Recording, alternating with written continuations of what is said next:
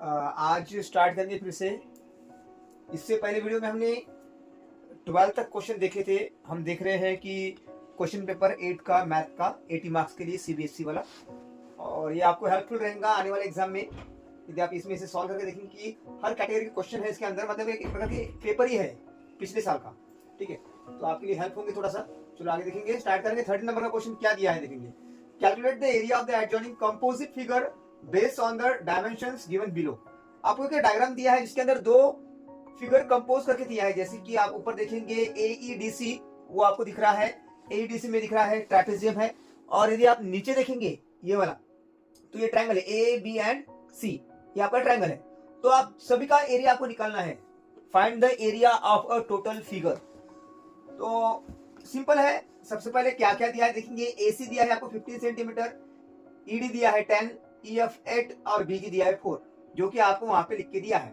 ठीक है, तो एसी का मतलब क्या है। एसी इज डायगोनल है, दिख रहा है आपको, या फिर आप ट्रायंगल का बेस समझे या फिर ट्रेपेजियम का बेस समझे। ये वाला देखो यहाँ पे आपको ए सी यहाँ पे लिख के नहीं दिया, लेकिन आपको यहाँ पे दिया है कि कितना है 15 सेंटीमीटर है। और ईडी, ईडी कितना है भाई, ई और डी, ये वाला मतलब पैरेलल साइड दिया है 10, मतलब दोनों भी पैरेलल साइड आपके पास में है ट्रेपेजियम की। सेकंड थिंग दिया है नीचे ट्रायंगल दिया है, ट्रायंगल की हाइट दिया है, और एसी तो हमारे पास में है। मतलब यदि आप कुल मिला के देखेंगे सभी चीजें हमारे पास में है, बस फार्मूला लिखना है और आंसर निकालना है। तो what the formula for trapezium, area of trapezium, क्या फार्मूला है आपको पता होना चाहिए। कल भी बताया था आपको मैंने कि आप फार्मूले लर्न कीजिए। So we can write down your formula, half in bracket the sum of parallel side multiply by height. Put the values. Parallel side कौन सी है, एसी एंड ईडी, ये पैरेलल साइड है देखेंगे आप। तो मतलब 15 प्लस 10 करना पड़ेगा। Half in bracket 15 plus 10 multiply by height. कितना है आपका, हाइट दिया है उन्होंने 8 centimetre. EF is the height, तो आप ये 8 लिखेंगे। अब आप यहाँ पे ब्रैकेट सॉल्व करें या फिर कटिंग भी कर सकते हैं, लेकिन 2 का कटिंग 15 या 10 के साथ में नहीं करना है। आप बाहर वाले से कर सकते हैं 2 4 जा, इस तरह से। अब 15 प्लस 10 कितना आया 25, एंड 25 4 जा 100, कितना आया 100। तो ये आया भाई 100 किसका, ट्रेपेजियम का एरिया। तो हम यहाँ पे लिख के दे देंगे 100 प्लस एरिया ऑफ ट्रायंगल। अब एरिया ऑफ ट्रायंगल कितना होगा, क्या फॉर्मूला है आपका, half into base into height. लिखेंगे आप यहाँ पे half into base into height. Half into base कितना है, एसी आएगा आपका, एसी कितना दिया है उन्होंने 15, मल्टीप्लाई बाय हाइट कितना दिया है 4। तो 2 का 15 के साथ में डिवीजन कंप्लीटली नहीं होता, इसलिए आप क्या करेंगे 2 2 जा कर लेंगे, 15 2 जा 30। मतलब सीधी बात यहाँ पे 30 आ रहा है एरिया ऑफ ट्रायंगल। दोनों के प्लस करके कितना आना चाहिए 0 3 1। सो 130 सेंटीमीटर स्क्वायर। देखिए आपको उन्होंने ऑलरेडी आंसर यहाँ पे दे चुके हैं। ये देखिए मैं थोड़ा सा ऊपर ले लेता हूँ, ऑप्शन दिखेंगे आपको। ठीक है, तो आंसर बी आना चाहिए आपका। इस तरह से हमने एग्जाम्पल सॉल्व कर लिया। नेक्स्ट वाला क्वेश्चन दिया है उन्होंने कि क्वाड्रेंट के बारे में पूछा है। द पॉइंट 8 माइनस 8, ये कोऑर्डिनेट दिया आपको, it is called the coordinate. ये कौन से क्वाड्रेंट में आता है। कुछ बच्चों को अभी क्वाड्रेंट पता है कि नहीं मुझे पता नहीं, लेकिन आपको मालूम होना चाहिए क्योंकि ये सब सीखा है, सिलेबस में है। क्वाड्रेंट जब Y X and X axis intersect होते हैं तो यहाँ पे 4 पार्ट्स बनते हैं, 1 2 3 and 4। This called the first quadrant, second quadrant, third quadrant and fourth quadrant. तो यहाँ पे आपको दिया प्लस माइनस। पहला जो क्वाड्रेंट होता है वो आपका प्लस प्लस का होता है, दूसरा क्वाड्रेंट जो होता है आपका माइनस प्लस का होता है, तीसरा माइनस माइनस, और चौथा होता है आपका इसके आप उसमें प्लस माइनस। तो मुझे बताइए पहला नंबर कौन सा है, positive, then negative, plus minus. Plus minus कहाँ है आपका 4, तो आपका फोर्थ क्वाड्रेंट में आना चाहिए, जो कि आपको उन्हें दिया है, A option fourth quadrant. Next question देखेंगे हम। नेक्स्ट क्वेश्चन आपका ग्राफ से रिलेटेड है। सबसे पहले क्वेश्चन नंबर 15 पढ़ेंगे। The line graph given below shows the actual and forecast temperature in degree Celsius of city और week from the Monday to Sunday. अब यहाँ पे दो ग्राफ दिख रहे हैं आपको, लाइन ग्राफ्स, एक है डॉटेड वाला, एक है विदाउट डॉटेड वाला। मतलब जो डॉटेड वाला है वो फोरकास्ट है, और जो प्लेन है लाइंस वाला है, सेगमेंट वाला, दैट इज कॉल्ड एक्चुअल। और आपको उन्होंने रेन फॉरेस्ट के बारे में बताया है। Let me check once, yes, forecast temperature के बारे में, सॉरी रेन के बारे में नहीं, टेम्परेचर के बारे में दिया आपको उन्होंने। तो हम देखेंगे कि डे वाइज क्या क्या फोरकास्ट था और एक्चुअल में कितना टेम्परेचर आया। मंडे के दिन में देखेंगे यदि आप, तो एक अनुमान लगाया था कि 15 डिग्री तक टेम्परेचर जाएगा, लेकिन एग्जैक्टली टेम्परेचर जो था मोर देन 15 था। मतलब हम यहाँ पे बिटवीन है 15 टू 20 के बीच में।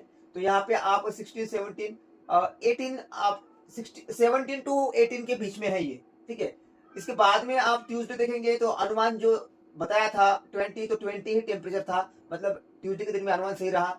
वेडनेसडे के दिन में अनुमान था 25 25, लेकिन टेम्परेचर बढ़ा 30, मतलब 5 का डिफरेंस। यहाँ पे 5 का डिफरेंस। यहाँ पे अप्रोक्सीमेटली 3 और 4 का डिफरेंस है। बाद में आप देखेंगे वेडनेसडे के दिन में हो गया, वेडनेसडे के दिन में तो हो गया 5 का difference.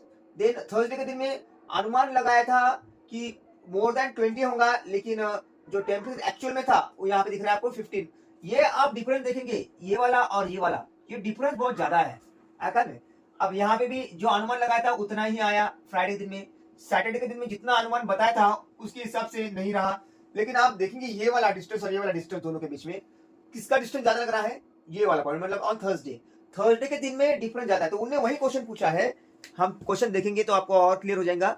On which day did the actual temperature differ the most from the forecast temperature, मतलब कि बताया जितना बताया उससे भी ज्यादा डिफरेंस से, एक तो कम या ज्यादा, मेरा मतलब डिफरेंस ज्यादा है, तो हमें सीधा दिख रहा है कि थर्सडे के दिन में वह डिफरेंस ज्यादा है, इसलिए हम हमारा जो आंसर आएगा सी ऑप्शन थर्सडे आएगा। नेक्स्ट क्वेश्चन देखेंगे, प्रोबेबिलिटी पे डिपेंड है। नेक्स्ट क्वेश्चन आप देख रहे होंगे कि a spinning wheel is divided into a 12 equal sector. 12 equal sector दिया है, out of which 4 are blue. तो यहाँ पे लिखेंगे टोटल पार्ट्स कितने हैं भाई, 12 पार्ट्स है, तो हम यहाँ पे 12 लिखेंगे, 12 पार्ट्स। उसमें से उन्हें डिवाइड किया 12 पार्ट्स को किस तरह से, ब्लू जो है वो 4 है, देन 3 आर रेड, तो रेड जो है वो 3 है, एंड रिमेनिंग आर येलो। तो बच्चे वाले कितने हैं, 12 माइनस 7 करो, कितना रहेगा 5, तो 5 आपके येलो है। आपके पास में ब्लू रेड और येलो सब मिल गया। अब पूछ क्या रहे हैं, probability of the wheel landing on yellow sector, तो येलो के कितने हैं 5 आउट ऑफ कितने 12, 5/12, ये होगा आपका answer, option number D. Next question देखिए, नेक्स्ट वाला दिया है, Ravi want to decorate a cylindrical candle for a school project. एक कैंडल है सिलिंड्रिकल और उसे आपको डेकोरेट करना है, रवि को डेकोरेट करना था। कैंडल हैज रेडियस 5 सेंटीमीटर, दिया क्या है कि आपको एक रेडियस दिया है कि सिलिंड्रिकल, सिलिंडर मतलब आपको पता है सिलिंड्रिकल, रेडियस आपको पता है, बाद में हाइट दिया है, या हाइट आपको यहाँ पे दिया उन्हें, और आपको क्या करना है कि he wraps the curve surface of candle with a decorative paper, what the area of paper. सीधी बात है, आपको curve surface area of cylinder निकालना है, फार्मूला पता होना चाहिए, what the formula for curve surface area of cylinder, 2πr/h। तो यहाँ पे हम लिखेंगे कि 2πr/h, जो कि उन्हें पाई की वैल्यू ऑलरेडी दिया उन्हें 3.14, 2 मल्टीप्लाई 3.14 मल्टीप्लाई रेडियस, रेडियस कितना दिया है आप वहां पे देख सकते हैं, कितना दिया है radius, you can check once, that is 5, तो मल्टीप्लाई 5, और हाइट आपको दिया है 10।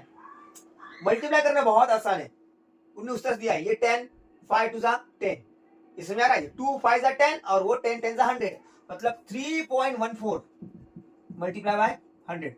सभी को पता है शॉर्टकट आंसर, पॉइंट निकल जाएगा आपका, आंसर आएगा 314 सेंटीमीटर स्क्वायर, ऑप्शन नंबर ए। नेक्स्ट वाला क्वेश्चन देखेंगे क्या दिया है, तो क्वेश्चन दिया है 8 नंबर का, which of the following quadrilateral has exactly 1 pair of parallel sides.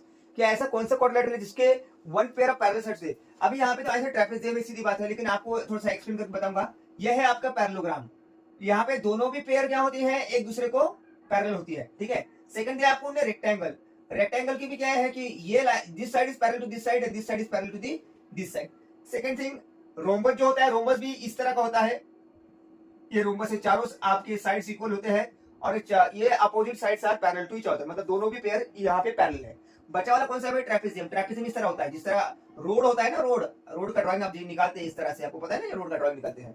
तो यहाँ पे ये देखिए एक ही पेयर पैरेलल है, दूसरी पेयर जो है unparallel, if you extend this it will meet at one point, तो इसका मतलब आपका आंसर जो है आपका ट्रेपेजियम है। नेक्स्ट देखेंगे क्या दिया है, क्वेश्चन पढ़ेंगे एक बार, आपको दिख रहा होगा, देखिए यहाँ पे क्वेश्चन दिया है, स्टेटमेंट दिया है, ए assertion a compound interest on a sum rupees p for an year at the rate % per annum is given by the formula p in bracket 1 plus r by 100 bracket power n। अब ये बताइए कि आपके पास में p है, r है और n है, तो आपको यदि कंपाउंड इंटरेस्ट निकालना है तो आप फार्मूला का यूज करेंगे, आप सभी को पता है, अमाउंट माइनस प्रिंसिपल करेंगे तो आपका कंपाउंड इंटरेस्ट निकलता है। ये फार्मूला किसका है, जो दिया वाला है आपको, ये वाला जो फार्मूला है ये किसके लिए है, ये अमाउंट का फार्मूला है, ख्याल में, तो given formula is for amount, मतलब सीधी बात है कि पहला वाला स्टेटमेंट आपका क्या है, फॉल्स है, रॉन्ग है। सेकंड स्टेटमेंट रीजन क्या दिया है, इन कंपाउंड इंटरेस्ट CI में कौन कौन इंक्लूड होता है बताइए, total amount is found by adding principal and interest earn over time, सही है। यदि आपको कंपाउंड इंटरेस्ट अमाउंट निकालना है तो अमाउंट का फार्मूला क्या है, प्रिंसिपल प्लस CI, बराबर है, मतलब सेकंड वाला स्टेटमेंट सही है, पहला वाला फॉल्स है। यदि आप देखेंगे D option, the assertion is a false but the reason is a true, therefore our the correct answer is option number D। next question देखेंगे हम 20 नंबर का, inverse variation and direct variation से ये question है आपका 20 number का। पूछा क्या है, फिर से स्टेटमेंट ए दिया है और आर दिया है, assertion and reason. The number of worker and time taken to complete a job is case of inverse proportion. मतलब क्या दिया है, यदि वर्कर और टाइम टेकन इन दोनों का जो वेरिएशन होता है इनवर्स होता है। ये सही है या गलत है? बिल्कुल सही है, क्योंकि यदि वर्कर बढ़ते हैं तो हम कम समय में हमारा वर्क कंप्लीट कर सकते हैं, मतलब कि हमारा समय कम हो गया, वर्कर बढ़ गए समय कम हो गया। सिमिलरली यदि वर्कर कम हो गए तो समय ज्यादा लगेगा, मतलब ये दोनों अपोजिट है, एक कम हो रहा है और एक बढ़ रहा है। इसे बोलते हैं इनवर्स वेरिएशन। तो पहला स्टेटमेंट जो है एजर्शन, ये करेक्ट है। रीजन देखेंगे क्या दिया है, two quantities are said to be inverse proportion, कि दो क्वांटिटी को हम इनवर्स प्रोपोर्शन बोलेंगे, कहेंगे। कब कहेंगे? यदि if the product of their corresponding value remain the same. हमने सीखा है इनवर्स प्रोपोर्शन में प्रोडक्ट सेम होता है, x into Y equal constant, the product of x and y is a constant. मतलब दिया वाला सेकंड स्टेटमेंट में क्या है, सही है, पहला भी सही है और दूसरा भी सही, इसलिए ऑप्शन नंबर कौन सा रहेगा आपका? देखिए ए दिया है, both assertion A and reason R true and reason R is the correct explanation of assertion. So take the option number A. In this way we solve here 20 question. Dear student, video बहुत लंबा हो रहा है, इसलिए मैं थोड़े थोड़े question मतलब कि एक वीडियो बना रहा हूँ शॉर्ट और आपको अपलोड कर रहा हूँ। इसके बाद में हम स्टार्ट करेंगे सेक्शन बी। 2 मार्क के लिए क्वेश्चन होते हैं। यदि आपको ये वीडियो अच्छा लग रहा है तो कमेंट में बताते जाइए कंटिन्यूअसली। क्या होता है कि एक आइडिया आ जाती है कि आपको क्या चाहिए, किस तरह का वीडियो चाहिए और कौन से क्वेश्चन चाहिए, ठीक है ना। तो आगे वाला वीडियो में देखेंगे सेक्शन बी। रेडी रहेगा?